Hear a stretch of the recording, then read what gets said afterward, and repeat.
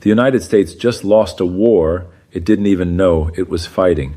While Washington celebrates military victories and economic growth numbers, the real battlefield has shifted to something much more dangerous: the war for the global payment system.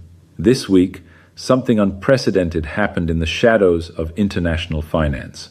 Brazil quietly activated the BRICS bridge system, and for the first time in 80 years, major economies completed cross-border transactions without touching a single US bank.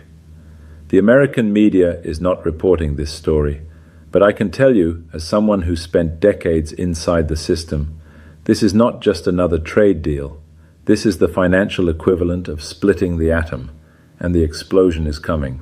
You see, the United States has enjoyed what we call monetary imperialism for nearly a century. Every time you buy oil, coffee, or electronics anywhere in the world, those transactions flow through New York banks. Washington collects a tax on every trade, every investment, every breath of the global economy.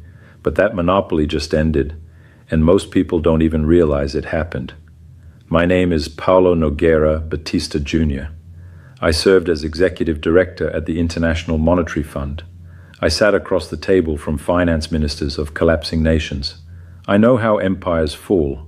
They don't collapse from outside invasions. They collapse when their money stops working. And the American money is about to stop working. Let me explain what happened this week in Brazil. President Lula signed an executive order that sounds boring to most people, but this order just declared independence from the US financial system. Brazil can now trade directly with Russia, China, India, and South Africa using our own central bank digital currencies. No dollars, no SWIFT system, no permission from Washington. Think about what this means. When Brazil sells soybeans to China, we no longer convert our reais to dollars first. We settle the trade instantly using blockchain technology backed by our central banks. The transaction is faster, cheaper, and completely invisible to US regulators. For 50 years, America's greatest weapon was not their military, it was SWIFT, the Society for Worldwide Interbank Financial Telecommunications. Every international bank transfer in the world flows through this Belgian company controlled by the US Treasury until now. The BRICS bridge is not just an alternative to SWIFT.